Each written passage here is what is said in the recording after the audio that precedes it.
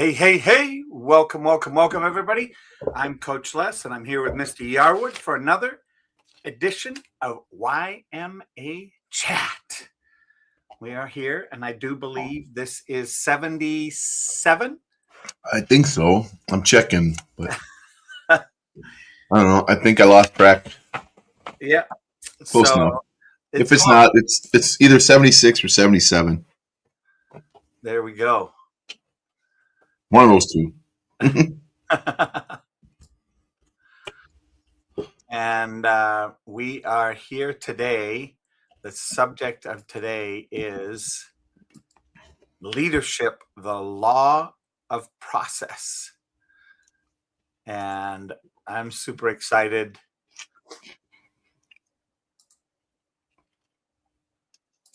There we go. Oh, look at that. My volume is back working.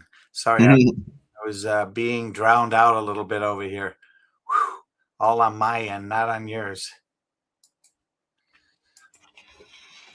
Sounds normal to me. Yeah.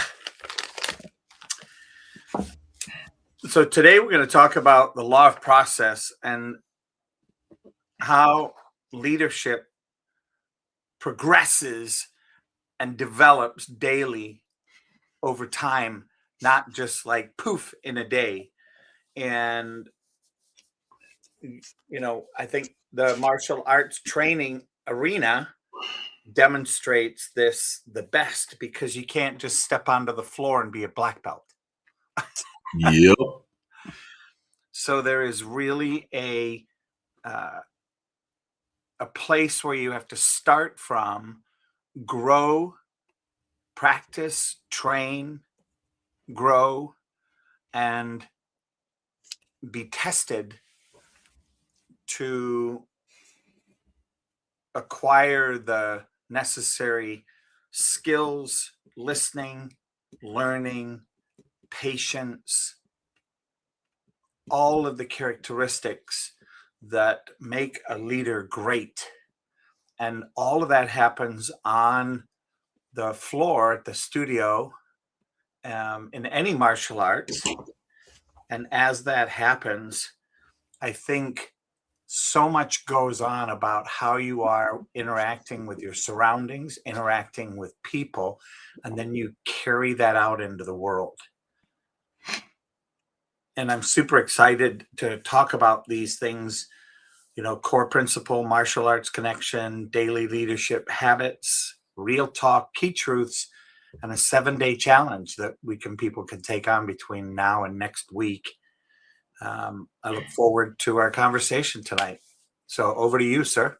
Yes, sir. So this is actually something that I am working on personally as part of my mastership training, which I'll be testing for my 6th degree this year, and then mastership training from July of this year till master ceremony next year when I officially, if everything goes as planned, will become a master instructor.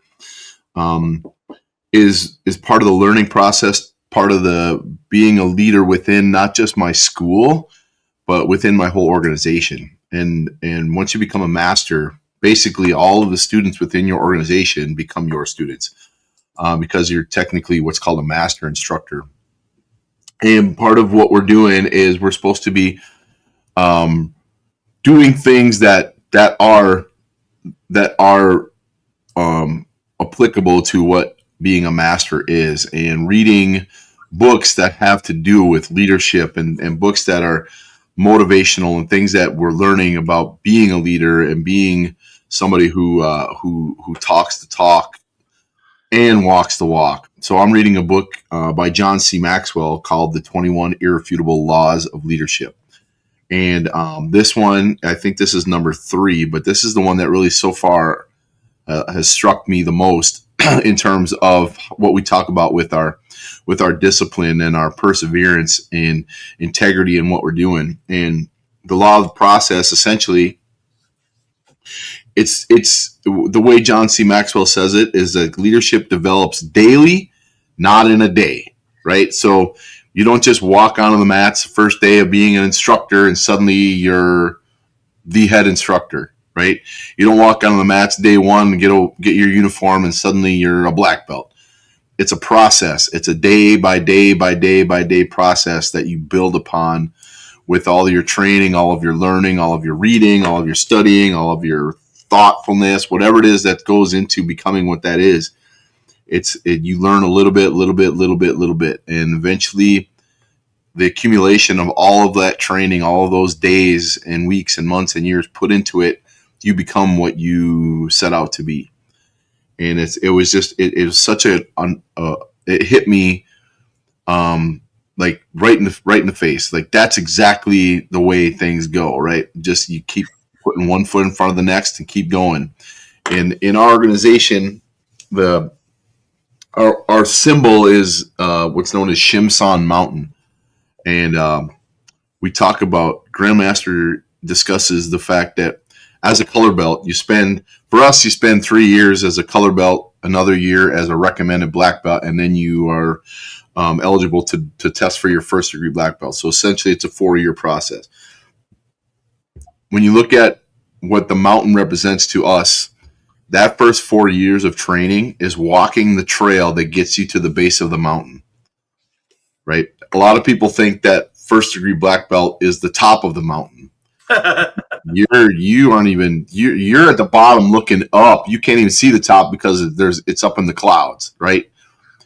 And I think you've actually said it. You've explained black belt to me in a way that I wanted to interrupt you, because to me, what you've said to me and how what it left with me was, when you become a black belt, you now have the basics so that you can actually learn what it is to be a black belt and right. move into being somebody that knows and understands Taekwondo.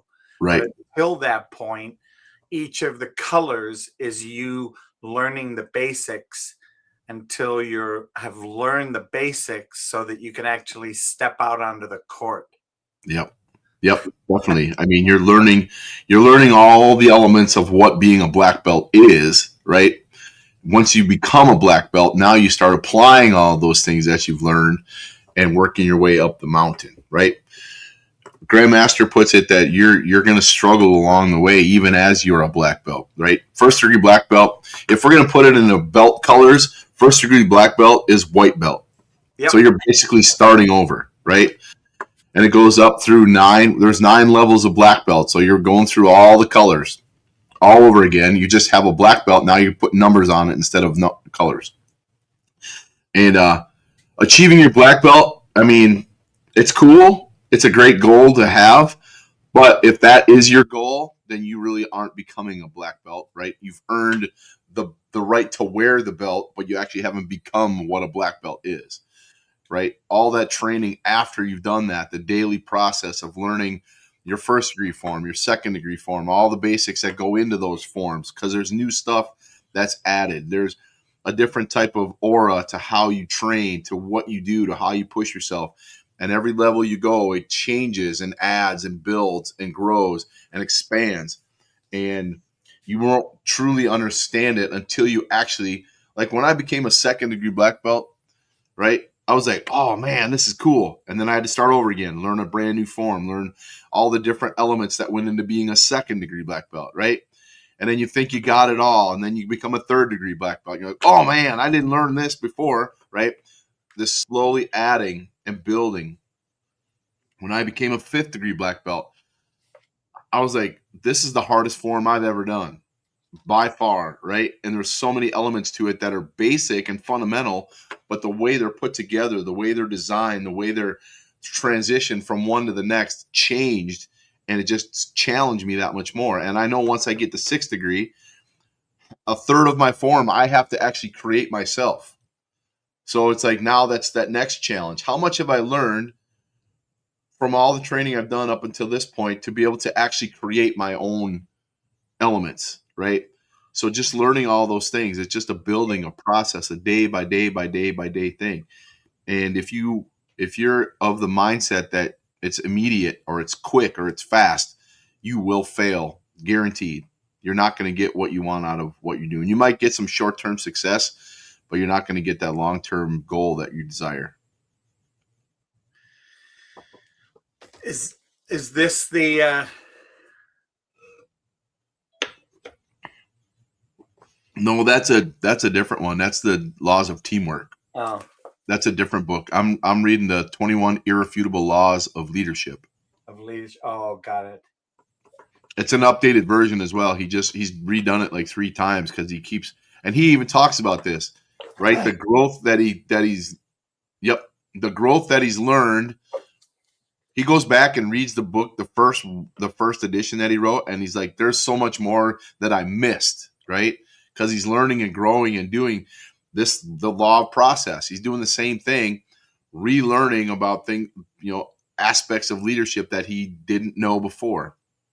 So this is like a core principle for being a leader, being somebody out in the world who, I don't care what you do, you're a leader at some point, some level, to some person, right? And understanding that it's not just a position or a title. It's something that goes far deeper than that. And you become a great leader by doing all like the 21 laws that he has. But the law of process is so vital because it's an everyday get up, do your thing, go to bed, get up the next day, do more, get up, go to bed. It's a day by day by day by day growth.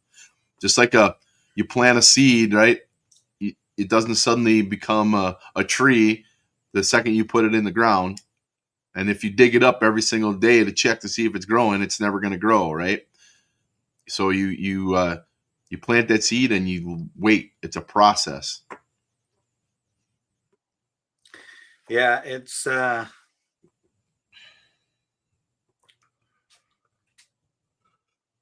like this part. Becoming a leader is a lot like investing successfully in the stock market.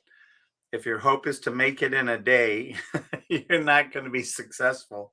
The law of process shows that what matters most is what you do day by day over the long haul.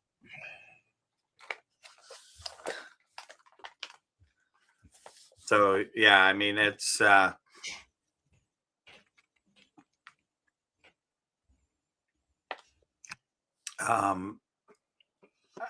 think I was in a conversation with somebody today, do we need a coach? Right? We were chatting about that and looking at that conversation. And I basically said, here's the thing. It's kind of like if we were to put in our networking group that we were in, if we were to suddenly throw up our hand and say, how many of you know that your car right now has the right timing on an oil change, has the right tire tread on the tires?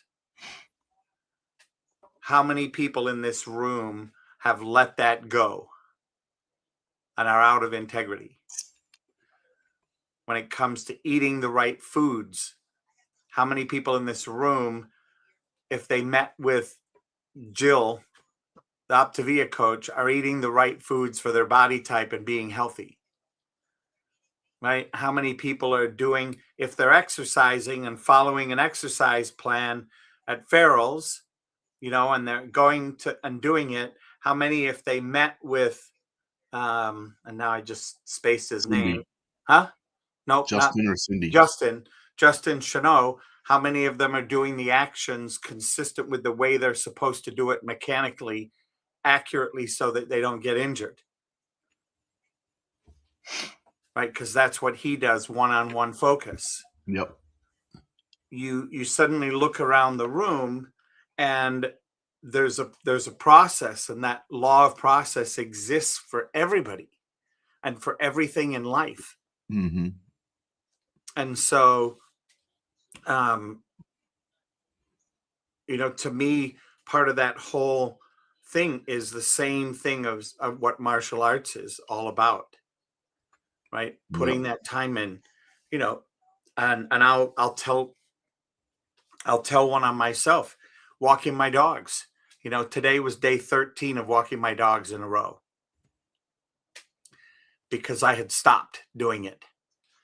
I got injured. I never got back to it. I've not, attempted to pick it back up and get back into shape.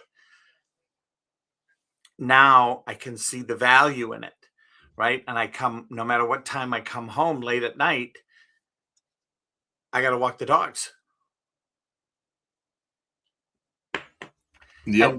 And the benefit is twofold, right? Yes, there's a benefit to the dogs, but there's also a benefit to me, right? And the third benefit is how the dogs are during the day,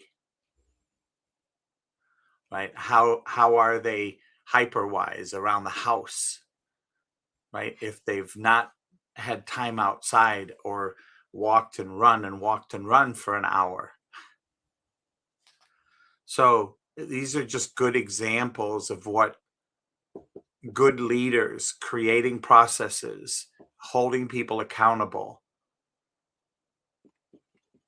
That's what's available in this process. Right. Yeah, I am currently, like I said, part of my mastership training, part of my mastership challenge. I'm challenging myself with specific things. And one thing I've done it in the past. It's called 75 Hard. I've done it in the past, and I've started it 8 times. I've finished it twice, and it's 75 days of the same. You finish all the different tasks every single day. No excuses, no modifications, no nothing. You miss something, you gotta fail. Start over. That's just it. Yeah, you have to start over. Yep, you fail. You got to start over. And I've changed a lot. Back in February, I started changing how I eat because I had my hip issue and I got my mind in the wrong place. I got back to doing what I was supposed to do. I started training again. Started eating right the way I'm supposed to eat, all that stuff. And I've been disciplined. I finally decided, okay, I'm going to amp it up even more and go to do 75 hard again. So I started it yesterday, and it's all about a mindset and a process. Every single day, just a little bit more, just a little bit more, just a little bit more, right? I have to read a book, 10 pages every day. I work out 2 times a day. One has to be outside. I have to drink a gallon of water. It's all these things, right?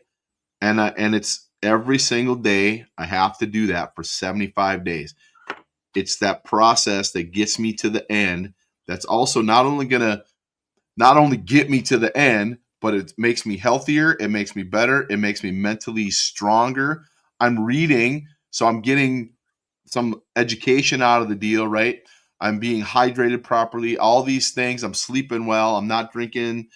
There's no alcohol. You eat a good diet, all that stuff. I don't drink anyway, but that's part of it, right? And I'm doing all these things, and I'm becoming disciplined, and I'm not thinking about it anymore. I'm just doing it, right? And you get that mindset to the point where no matter what the obstacle is, you find a way to accomplish what you need to do. And it's not going to happen overnight. It's a daily grind. And when you put yourself in a situation where you hold yourself accountable to something, you don't lie to yourself, you don't cheat, you do what you're supposed to do. And when you do that day in, day out, day in, day out, day in, day out, it becomes how you do things, right? The longer you do it, the less likely you are to slip out of it. And when it becomes a habit for you, that daily grind isn't a grind anymore. It's just what you do. And having this law of process for me is doing something every single day, regardless of what my other schedule is. I have to make all these things happen. So now I'm also doing my time management stuff. I'm doing all these things that are built around this to make sure that I'm doing what I'm supposed to do. And when you have that self, and you hold yourself accountable and you do that stuff, that's where the success is going to happen. If you go into every day not really knowing what the heck you're going to do that day, and don't have a goal for the day, you just get up, go do what you do, come home, sit down, whatever. That's not a process, right? It's just day-to-day living, when you actually have goals in mind and you set yourself up for success and do all the things you're supposed to do, that's how you get where you want to go.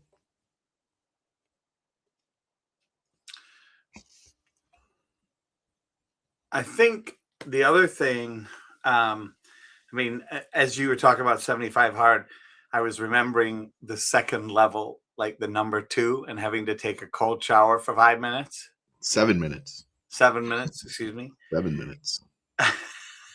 And I just went, you know, I doing an ice bath for 20 minutes, much better than a shower. Well, you can substitute it with the ice bath if you want, but it's got to be, it's not a short amount of time. You don't just get Right. in and get out. I think that You have to endure. the difficulty that I had with it was I so love a shower, right? Like there's something about a shower. I mean, I even have a seat in my shower. It's built into so to sit there and, I've been in Haiti where a shower was a cold dribble coming out of the shower head. And if you got there first, you were lucky because the water that's heated in the solar thing on the roof gave you a little warm water. And then I've been in the military where, those showers, you pour water on your body, you turn it off, you lather up, and you hope that there's water enough to get the soap off.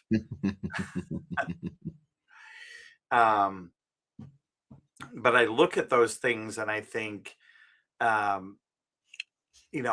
can see the wrestling that goes on with my head. Like I can do this, but I don't want to do that. I can do this, but I don't want to do that. I can do this, but I Yep. don't want to do that. And as a leader, there aren't things that you can not do, right? As a leader of a company, as a leader of a thought, or a leader of a process, or a leader of a shift, you have to do it the way it was designed. Mm-hmm. And there's a purpose behind that. Yep. And even if you don't necessarily in the beginning understand the purpose, oh well. Mm-hmm. Yep. Processes exist on purpose. There's a reason. They guide things. They build parameters around things. They get you going in the right direction. If you don't have guardrails, if you don't have parameters, you just kind of go day by day by the seat of your pants and hope stuff gets done, right? That's not a way to get through stuff. There's processes in everything. If you really break things down, everything has a process. And that's just how it works. And if you allow yourself to step back and really realize what the processes are for the things that you're doing, you can adjust them, maintain them, and make them better so they actually become more of a success-driven type thing than just getting through the day type thing. Yeah, and when I think of the Army, and going through basic training, and the drill instructors are yelling at you, and their intent, SEAL training, right, which levels it up to the next level. Their intention is to break you down as you are.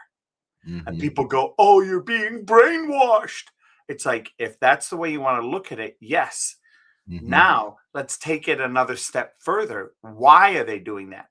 Because the stuff in your brain is garbage to the level of which they are interested in you being held accountable. Yep. So therefore, they literally have to brainwash it, and then refill it with steps that allow you to respond without thinking. Mm-hmm. I mean, think about some of our Gen X kids, right? And, well, why do you want me to fall down? I don't want to fall down. Drill sergeant, I want to stand up. Okay, well, you're dead. Boink. Yep. right? Because a round just went through your head, Hmm. right? So to be able to listen and, for no reason, that it doesn't matter, other than that it was a direct order, drop. So you drop. You're Hmm. pulling yourself to the ground as quick as possible. Why? Because somebody smarter than you already knows that something's happening. Yep.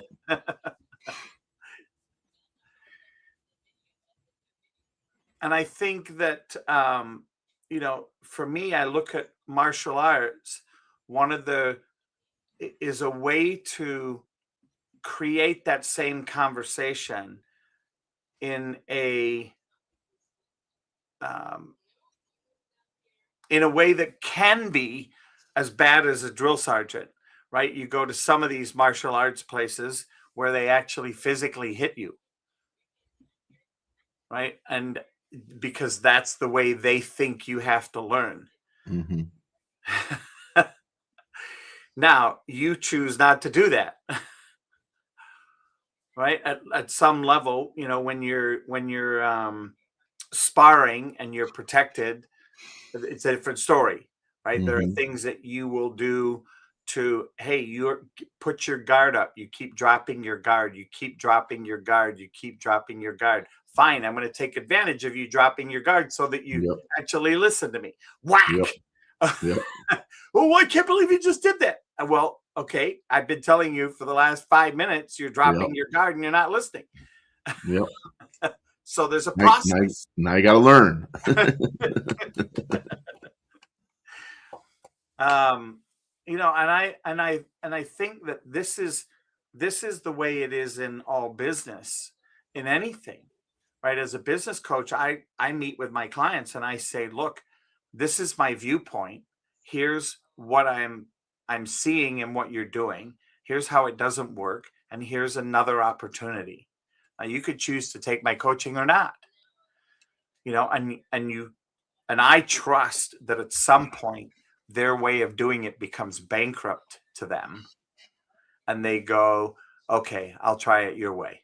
Yep. And then they have a breakthrough and they go, wow, that's really cool that worked. Well, it's like, duh, you know, this would be one of those things called a key truth. Yeah. I think a lot of problems that people have with process is it's boring, Yes. right? They're wanting the next exciting thing. They want to be excited. They want to, what's next? What are we going to do, right? And when it's boring, they don't want to do it because, I already did this. It's not working. It's like, it's not working because you keep stopping and finding something else that doesn't work, and then finding something else that doesn't work. Stay the course. It's going to be boring. And all of a sudden it's not going to be anymore, right? When you keep doing what you're supposed to do, you're going to find out that you can do what you want to do, right? But you're not there yet. So if you're not there, you're not going to be able to do it. And if you keep stopping and going a different direction, you're never going to get there. Then it's really going to get boring. Yeah. It just gets further away from you. Yeah. So Yeah. overcoming that desire to want the very next thing as quickly as I can get it is so challenging because people, oh, Mr. Yarrow, we keep doing the same thing. I know, because you haven't done it correctly yet. When you do it correctly, I'll move on to the next thing. Yeah. And I have to say this, at some level, I feel compassion for our society today, because we are a society that says, oh, I want the newest and greatest now. Mm-hmm. And the marketplace and society says, here's how you can get it. Yep. Right. Oh, well, Amazon. I don't have the money for it. Well, you could put it on the Never Never Yep. plan. Amazon has the button, buy now. And isn't that funny that they have that? Because it really is. Yep. You could have a cart and you could have 6 things in the cart, and Yep. you go to look at something and there's still this buy now. Buy now. And I will say this, the other day I did use a feature on Amazon. I'll own up to it. I was doing a project and I'm like, oh, I really need this. And yeah, I don't want to go to Menards.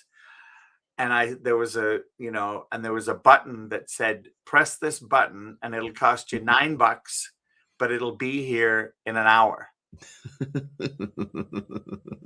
Sold. Sold.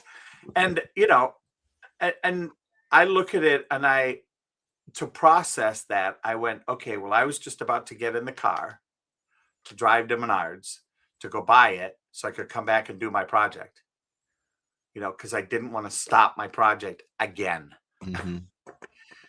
To spend that $9, that was easily worth $9 for me, because I didn't have to get in my car, drive to Menards, walk around Menards, go through and then drive home, and then.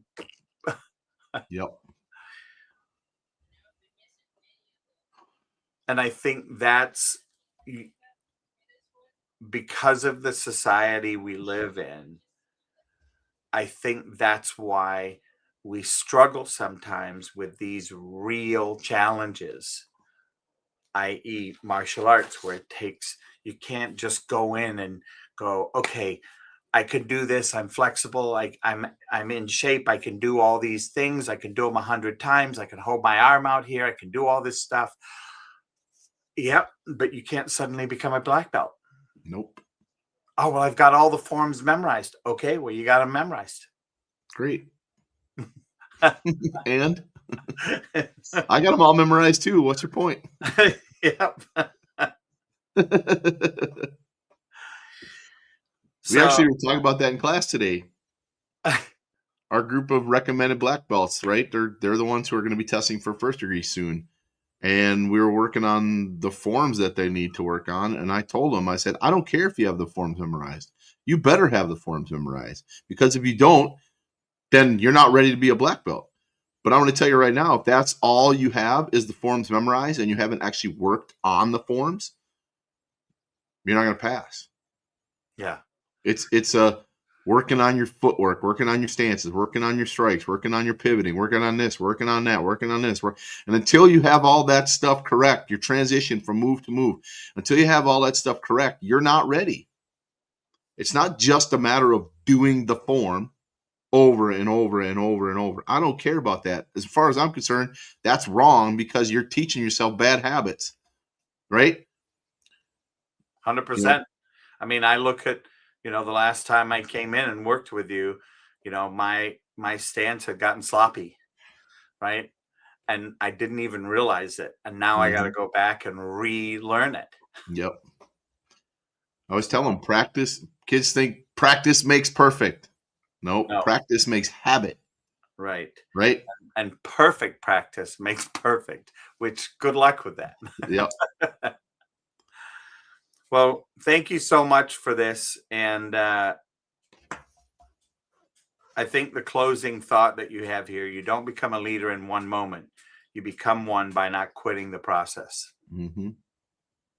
And I really do appreciate that. And the 7-day challenge, read 10 pages of a book that will make a difference for you. Mm-hmm.